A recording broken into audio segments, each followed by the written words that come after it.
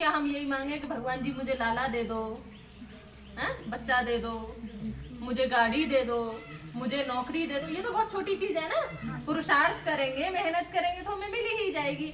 लेकिन ईश्वर से मांगे तो क्या मांगे? जो और कोई नहीं दे सकता है, जिसको देने का और किसी के पास में सामर्थ्य नहीं है, ऐसी वस्तु जो है हमें ईश्वर से मांगनी चाहिए।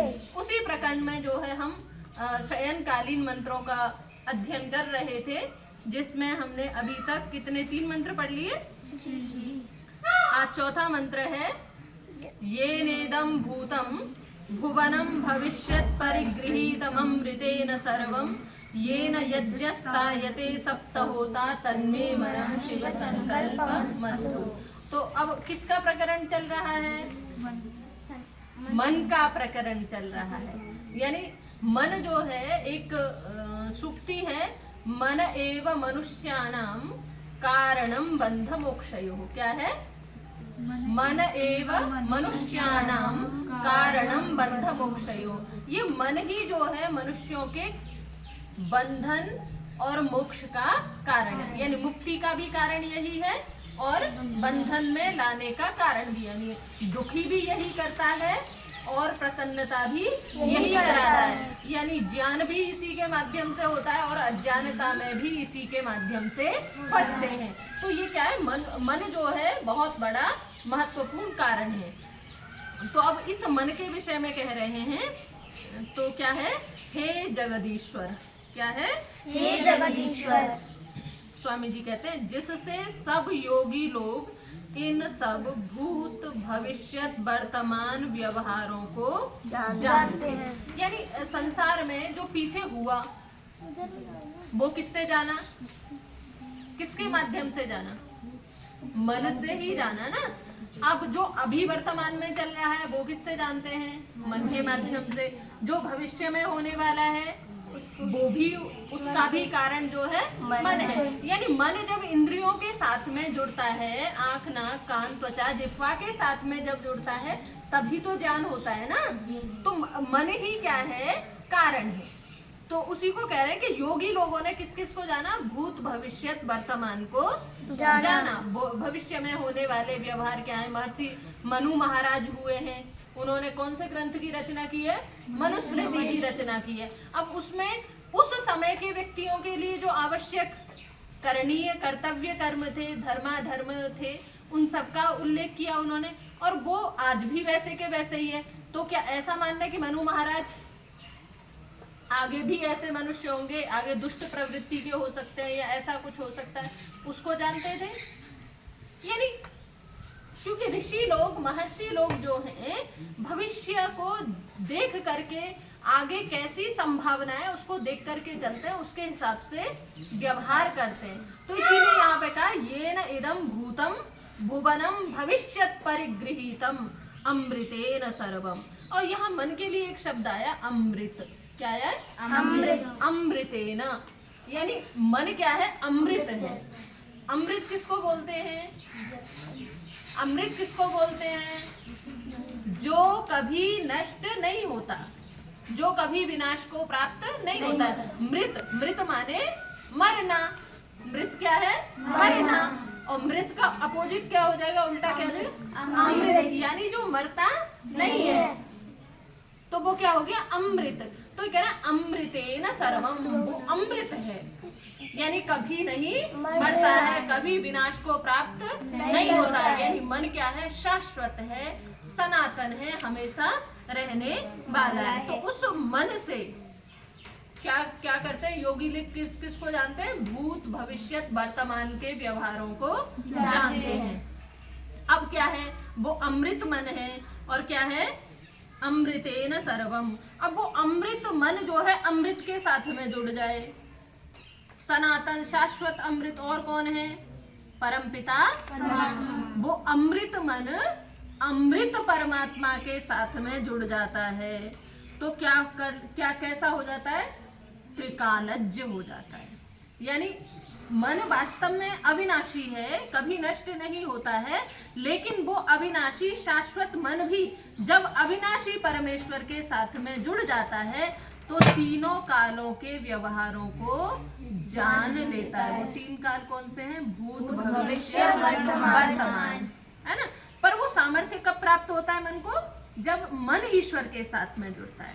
जब मन संसार के साथ में जुड़ता है तब तो अब क्या चल रहा है उसको भी नहीं जान पाता, इतना भी सामर्थ्य उसके अंदर नहीं रहता है। लेकिन जब वो ईश्वर के साथ में मन जुड़ जाता है तो क्योंकि ईश्वर क्या है? त्रिकालज्ञ है, तीनों कालों को जानता है, सारे संपूर्ण ज्ञान विज्ञान का भंडार है, सब कुछ जानता है। तो उस अमृत परमात्मा के साथ में जुड़ करके ये मन भी कैसा हो जाता है? त्रिकालज्ञ हो जाता है। तो हमें तो त्रिकालज्ञ बनना है, हमें तो तीनों कालों के व्यवहारों को जानना है, हमें तो शाश्वत सनातन जो सृष्टि की व्यवस्था है उसको समझना है। तो हमें किसके साथ में जोड़ना है अपने मन को? ईश्वर के साथ में जोड़ना है। और कह रहे हैं ये न यज्ञस्तायते सप्तहोता तन्मे मनः शिव संकल्पमस्तु। तो कह रहे हैं और कह रहे हैं जिसमें ज्ञान और क्रिया है। किसमें? मन में क्या है? ज्ञान है और क्रिया है, यानी करने का सामर्थ्य है। देखो जब इंद्रियों से ज्ञान प्राप्त होता है बुद्धि तक जाता है, उससे पहले क्या है? मन के पास में है। तो मन जो है बुद्धि के निकट है। तो ये कह रहे हैं वो मन जो है 5 ज्ञानेंद्रियों के साथ में और बुद्धि के साथ में मिल जाता है। और बुद्धि किसके साथ में जुड़ जाती है? आत्मा के साथ में। 7 हो गए। ज्ञानेंद्रियां कितनी? 5। ज्ञानेंद्रियां कितनी? 5। एक बुद्धि कितने हो गए? 6। और एक आत्मा 7 हो गए ना। तो ये कह रहे हैं वो मन जो है 5 ज्ञानेंद्रिय, बुद्धि और आत्मा युक्त रहता है उस योग रूप यज्ञ को जिससे बढ़ाते हैं। अब यज्ञ को करना है तो कौन से यज्ञ को करना है? कौन से यज्ञ को करना है? योगमय यज्ञ को करना है। देखो एक तो यज्ञ आपने अभी किया, आपने इसमें घी, समिधा, सामग्री की आहुति अर्पित की, इससे पर्यावरण की शुद्धि हुई, हमारा आत्मिक उन्नति, आत्मिक विकास हुआ।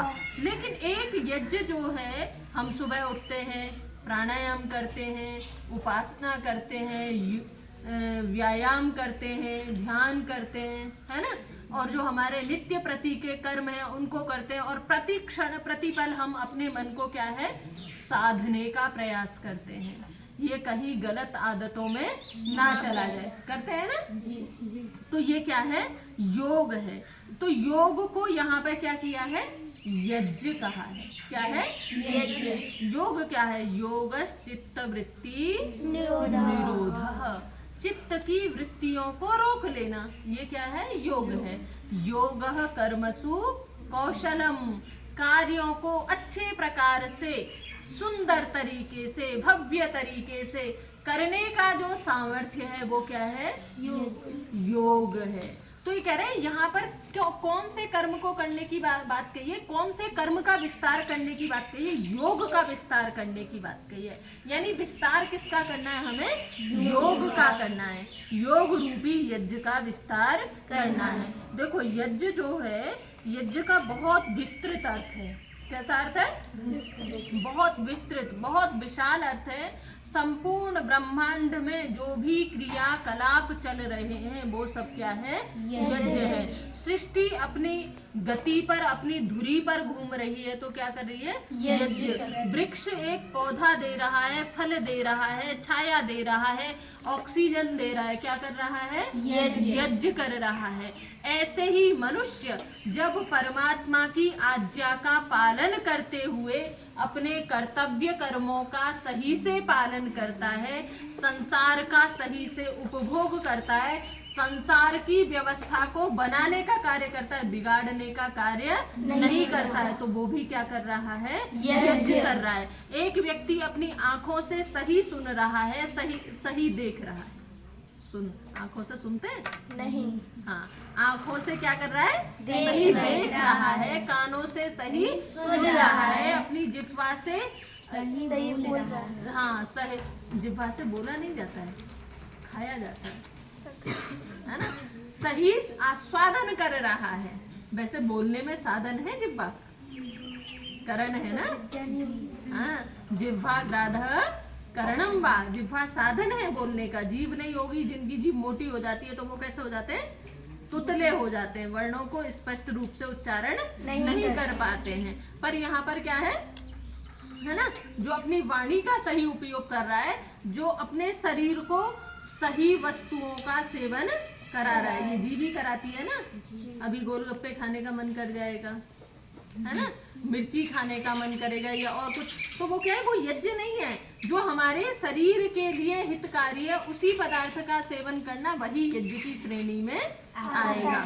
तो यज्ञस्तायते, यज्ञ का क्या करना है, विस्तार करना है, यानी धीरे धीरे धीरे धीरे अपने आप को यज्ञ में यानी परोपकार में परमात्मा का भक्त बनाते चले जाना है। तो यज्ञस्तायते सप्त होता मनः शिव संकल्पमस्तु, वह मेरा मन योग विज्ञान युक्त होकर अविद्यादि क्लेशों से पृथक रहे। योग दर्शन में 5 क्लेश बताएं। कितने बताएं? 5। अविद्या, अस्मिता, राग, द्वेष, अभिनिवेश, ये क्या है, 5 क्लेश हैं। अविद्या का मतलब होता है विपरीत ज्ञान। क्या है? उल्टा ज्ञान। जैसे क्या है, कुछ अच्छा सा उदाहरण, जैसे आपको लगता होगा आइसक्रीम खाने से क्या मिलता है, ठंडक मिलती है? या जो है और क्या क्या खाते हो,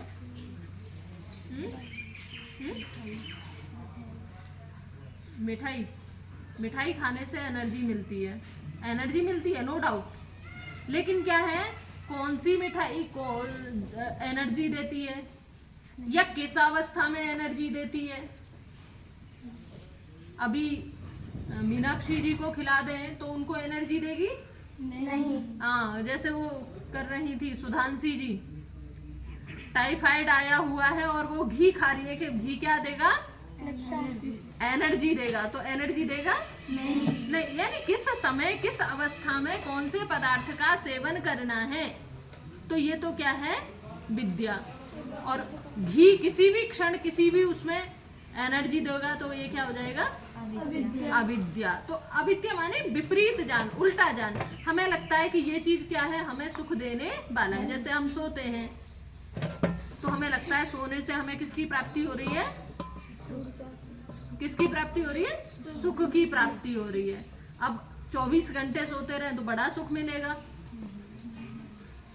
यानी सोने में सुख नहीं है।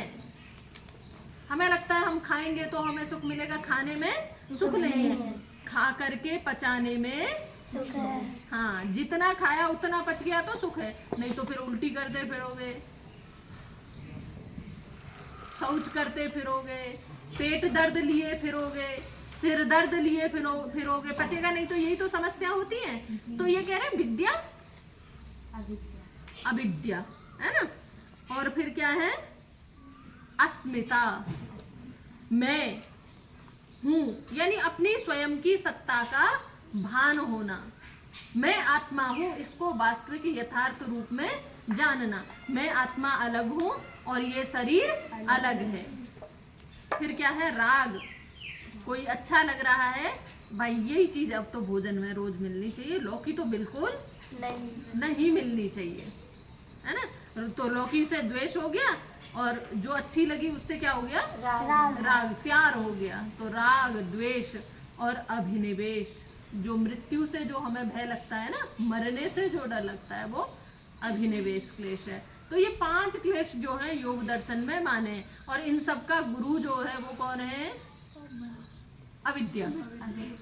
यानी यही से जो है, यही जो है अस्मिता की, यही जो है राग की, यही जो है द्वेष की, यही जो है अभिनिवेश की उत्पत्ति भूमि है। यही से जो है बाकी उत्पन्न होते हैं। तो अपने मन को क्या करना है, योग युक्त बनाना है, योग में लगाना है, विज्ञान में लगाना है, धर्म के कार्यों में लगाना है। तो ये नेदम भूतम भुवनम भविष्यत, जिसने क्या है, जिस मन के माध्यम से, तृतीया विभक्ति है ना, मन क्या है, साधन है प्राप्त करने का, जानने का। तो भूत भविष्यत वर्तमान के व्यवहारों को उसी के माध्यम से जाना जाता है। जब वही मन परमपिता परमात्मा के साथ में जुड़ जाता है तो विज्ञान को प्राप्त कराता है, धर्म को प्राप्त कराता है, स्वर्ग को प्राप्त कराता है, यश को प्राप्त कराता है। और वही मन जब संसार में लग जाता है तो वही मन पाप का भागी होता है, वही मन क्या है, अपयश का भागी होता है। ठीक है, तो ध्यान रखेंगे, अपने मन को कैसा रखेंगे, शिव संकल्पों वाला रखेंगे, अच्छे संकल्पों वाला रखेंगे। धन्यवाद।